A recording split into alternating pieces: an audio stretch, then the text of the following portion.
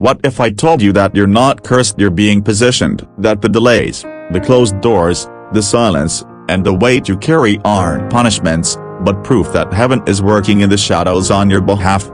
The reason your life feels stuck right now isn't because God has forgotten you, it's because He's preparing you in ways that don't always feel like progress. Some of your greatest breakthroughs are wrapped in silence and hidden in seasons of frustration. But hear this, being stuck is not the same as being abandoned. The children of Israel wandered for 40 years not because they were cursed, but because their hearts weren't ready for the promise. You're not cursed, you're in training. God doesn't promote without first pruning, and the pruning hurts. The waiting tests your identity, the silence challenges your faith.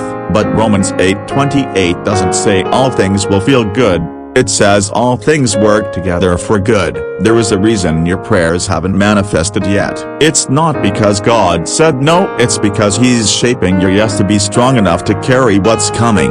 What if your stuck season is God's protection? What if that relationship that fell apart was His mercy, not the setback? What if the job you didn't get was His redirection, not rejection? The enemy wants you to believe that you're cursed, that you're forgotten, that God is punishing you, but that's a lie dressed as logic. Deuteronomy 31:6 says He will never leave you nor forsake you. That includes in the hallway between doors. You feel stuck because something inside of you is growing, stretching, shedding old skin that can't survive in your next level. You're not stuck, you're shedding, and shedding doesn't look glorious. It looks like isolation, it looks like confusion, it looks like everyone else moving forward while you sit in stillness. But stillness is sacred when it's orchestrated by God. Some doors are locked because God knows you would walk into them too soon. Some blessings are withheld because they would become idols if you receive them prematurely.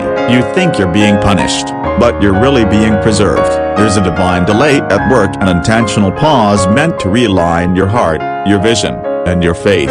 Few people talk about this, but one of God's most loving strategies is to allow discomfort to lead you to dependence. You're being stretched into someone who can carry fire without burning out.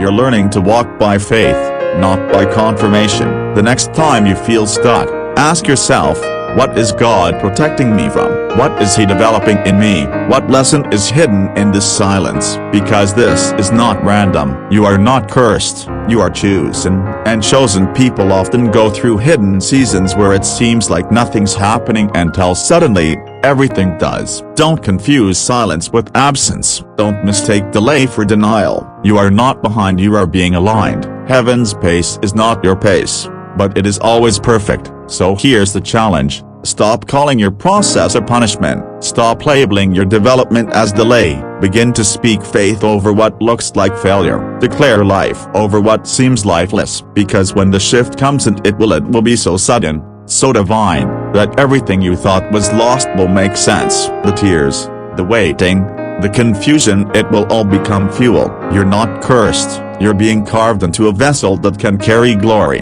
Don't give up in the middle of molding. Keep standing, keep praying, and above all, keep believing.